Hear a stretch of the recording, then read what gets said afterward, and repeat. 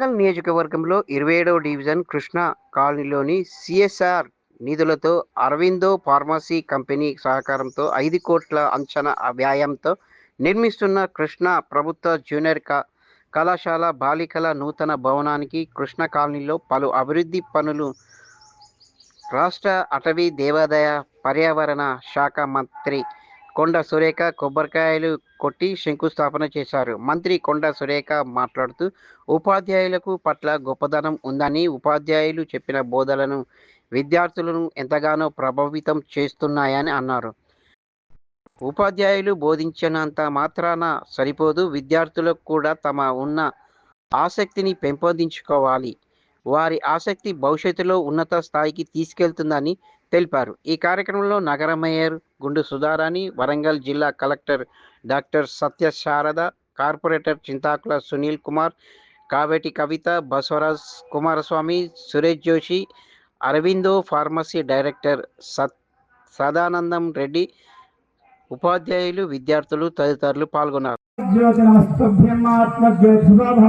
యావత్ పూజాం కరిష్యామి తావత్ త్వం సుస్థిరో భవ. శ్రీపరాజాయ నమః ప్రార్థనపూర్వక నమస్కారాన్ సమర్పయామి. అర్చిత ప్రార్చిత ప్రియమేధాసు అర్చితార్చందపుత్రకావుత పురన్నదుష్మర్చిత శ్రీవర్ధిష్టమాయిష్టమారోగ్యమాయుధాశోభమానం పశ్యతే ధాన్యం. ఆలస్యమైంది ఇప్పటికే, అయినా కూడా మరి ఎగ్జిక్యూషన్ ఆఫ్ వర్క్ గురించి కూడా డిస్కషన్ వచ్చినప్పుడు నేను చెప్పాను, మన డిపార్ట్మెంట్ వాళ్ళు వద్దు, వాళ్ళనే కన్స్ట్రక్షన్ చేయమనండి, వాళ్ళైతేనే త్వరగా చేస్తారు, ప్లస్ క్వాలిటీ కూడా మెయింటైన్ చేస్తారు అని చెప్పడం జరిగింది. కాబట్టి ఈ స్కూల్ పేరు అరవిందో కృష్ణా కాలేజ్గా మేము తప్పకుండా నామకరణం చేస్తామని చెప్పి కూడా ఈ సందర్భంగా తెలియజేస్తూ ఉన్నాను. కాబట్టి మీరు ఇప్పుడు 1+3 కడతా ఉన్నారు వీళ్ళు. దీంట్లో మంచి ఒక హాల్ కూడా వస్తుంది. ఏది మనకి మామూలుగా ప్రోగ్రామ్స్ అవి అయినప్పుడు ఆడిటోరియం టైప్లో ఒక హాల్ కూడా వస్తుంది. ముఖ్యంగా టాయిలెట్స్ విషయానికి వచ్చినప్పుడే మరి కలెక్టర్ గారితో అదే డిస్కస్ చేస్తూ ఉన్నాను. దాదాపు 60 మందికి సరిపోయేటువంటి టాయిలెట్స్ మీరు చేసేటప్పుడు దాని మెయింటెనెన్స్ అనేది చాలా ముఖ్యము. మామూలుగా గతంలో ఒక 2-3 టాయిలెట్స్ ఉన్నప్పుడు మీరు ఎట్లా వాడుతున్నారో మాకు తెలియదు, కానీ ఇప్పుడు 60 టాయిలెట్స్ ఉన్నాయంటే 60 టాయిలెట్స్ని కూడా మెయింటైన్ చేయకపోతే వాళ్ళు మంచి అంటే కన్స్ట్రక్షన్ మంచి క్వాలిటీతో కట్టి మోడల్గా లేటెస్ట్ మోడల్ తోటి కడతారు. వాళ్ళు కట్టినప్పుడు వాటిని మనం మెయింటైన్ చేయకపోతే అది మనకే ఇబ్బంది, మనం వెళ్ళడానికే ఇబ్బంది, మనకు అనారోగ్య కారణాలు వచ్చే అవకాశం ఉంటుంది. కాబట్టి దీని మీద కంపల్సరీ ఒక కమిటీ వేయండి మేడం. స్కూల్కి ఒక కమిటీ, కాలేజ్కి కూడా ఒక కమిటీ వేసి ఆ మెయింటెనెన్స్ ఏ విధంగా తీసుకుంటారు అనేది తప్పకుండా మీరు దానికి ఒక ఫిక్స్ చేయాల్సిన అవసరం ఉన్నది. మరి అదేవిధంగా మన మేయర్ గారు చెప్పినట్టుగా దీనికి అవసరం ఉన్న ఏదైతే డ్రైనేజ్కు సంబంధించినటువంటి ప్రాబ్లం ఏదైతే ఉందో ఫస్ట్ మీరు స్టార్ట్ చేసే ముందు కార్పొరేషన్ ఇంజనీర్లు ప్లస్ మీ కంపెనీ వాళ్ళు కూర్చొని డిస్కస్ చేసినాక అది ఏ విధంగా ముందు ఎర్త్ నుంచి స్టార్ట్ చేయాలో మరి ఆలోచించి దాన్ని మళ్ళీ కార్పొరేషన్ వాళ్ళు దాన్ని ముందుకు తీసుకుపోయే విధంగా డిజైన్ చేసి కన్స్ట్రక్షన్ స్టార్ట్ చేయాలని కోరుతా ఉన్నాను. కమిషనర్ గారు మనం కూర్చొని మరి దాన్ని ఏ విధంగా సాల్వ్ చేద్దాము, మన డిపార్ట్మెంట్ వాళ్ళని ఒకసారి కాలనీకి పంపించి సర్వే చేసి దాన్ని ఏ విధంగా సొల్యూషన్ తీసుకొద్దాం అనేది కూడా ఆలోచిద్దాము. అదేవిధంగా మేయర్ గారు చెప్పినట్టుగా ఈ యొక్క అన్ని డ్రైనేజెస్ కూడా ఈ యొక్క మన రైల్వే లైన్ దగ్గర ఉన్నటువంటి డ్రైనేజ్లో కలుస్తాయి. మళ్ళీ దానికి అండర్ బైపాస్ డ్రైనేజ్ కూడా లేకపోతే ప్రాబ్లం అవుతుంది అని చెప్పారు.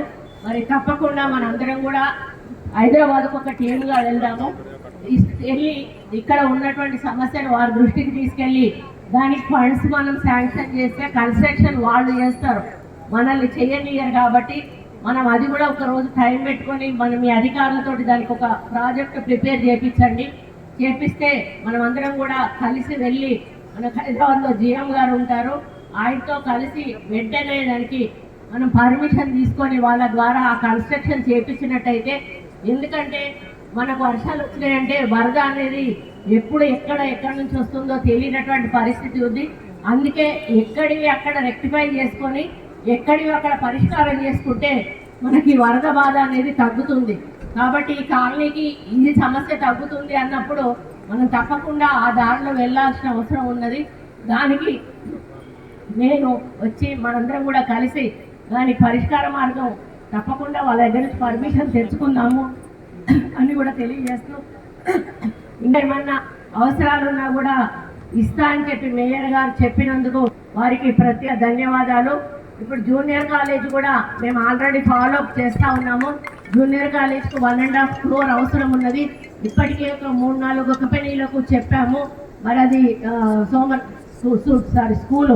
స్కూలు అది కూడా మా పిఎస్ గారు కలెక్టర్ గారు ఇద్దరు కోఆర్డినేషన్లో ఉన్నారు. అది కూడా త్వరలోనే ఈ మధ్య కాలంలోనే కంప్లీట్ అవుతుంది.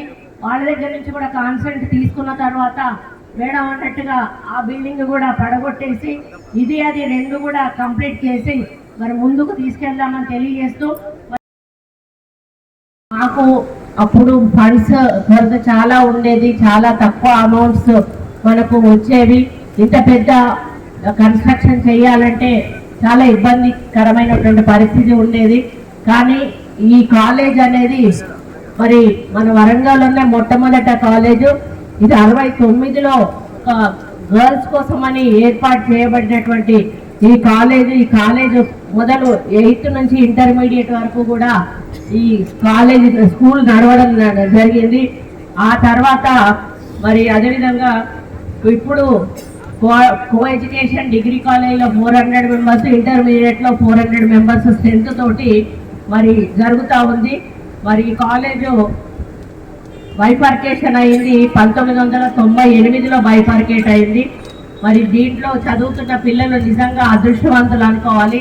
ఎందుకంటే ఒక ప్రభుత్వ కళాశాల అన్ని వసతులతోటి మరి అన్ని అర్హతలు ఉన్నటువంటి అధ్యాపకులతోటి వాళ్ళు ముందుకు వెళ్ళడము అనంటే వాళ్ళు భవిష్యత్తులో నిజంగా ఇప్పుడే పెద్దలు చెప్పినట్టుగా ఎన్నో పొజిషన్స్లో ఇప్పటికీ ఈ కాలేజ్ నుంచి పోయిన వాళ్ళు ఉండి ఉంటారు. మరి వాళ్ళందరూ కూడా ఈరోజు ఈ బిల్డింగ్ కడుతున్నామంటే వాళ్ళందరికీ కూడా సంతోషంగా ఉంటుంది. అయితే కలెక్టర్ గారు ఎప్పుడైతే చెప్పారో నాకు ఎక్కడి నుంచి తేవాలి 4.5 crores అనేటువంటి ఆలోచన వచ్చింది. ఎక్కడి నుంచి చూసినా కూడా నాకు ఎక్కడ దారి తెలియలేదు. మరి నేను ఒక ఫారెస్ట్ మినిస్టర్గా ఉన్నాను కాబట్టి నా దగ్గరికి కొన్ని కంపెనీలవి క్లియరెన్స్ కోసం అని చెప్పి ఫైల్స్ వస్తూ ఉంటాయి. మామూలుగా మంత్రులు అట్లాంటి ఫైల్స్ వచ్చినప్పుడు డబ్బులు తీసుకొని క్లియరెన్స్లు ఇస్తూ ఉంటారు. నేనన్నా మాకు ఒక నయా పైసా మీరు ఇవ్వాల్సిన అవసరం లేదు, మీరు సమాజ సేవ చేయండి, మా స్కూల్ ఒకటి డెవలప్ చేయండి, మా పేరు మీద అది మీ పేరు గుర్తుండిపోతుంది అని చెప్పినప్పుడు వాళ్ళు మేము పై వాళ్ళతో మాట్లాడాలి మేడం, మా చేతుల్లో లేదు అని సదానంద రెడ్డి గారు చెప్పి వాళ్ళ CEO వాళ్ళు ఉంటారు, ఆ కంపెనీకి చెందినటువంటి ఓనర్స్ తోటి మాట్లాడి డెసిషన్ తీసుకుంటామని ఒక 3-4 సార్లు వాళ్ళు రావడము పోవడము సెటిలింగ్ కార్యక్రమము మేడం మొదలు. ఫెయిర్ మీడియాకు స్వాగతం. మా ఛానల్ను సబ్స్క్రైబ్ చేసుకోండి మరియు మా వీడియోలను చూడండి. ప్రతి అప్డేట్ల కోసం బెల్ ఐకాన్ను ఆన్ చేయండి. మేము నిజమైన మరియు ఫెయిర్ వార్తలు మరియు రాజకీయ అప్డేట్లను అందిస్తాము.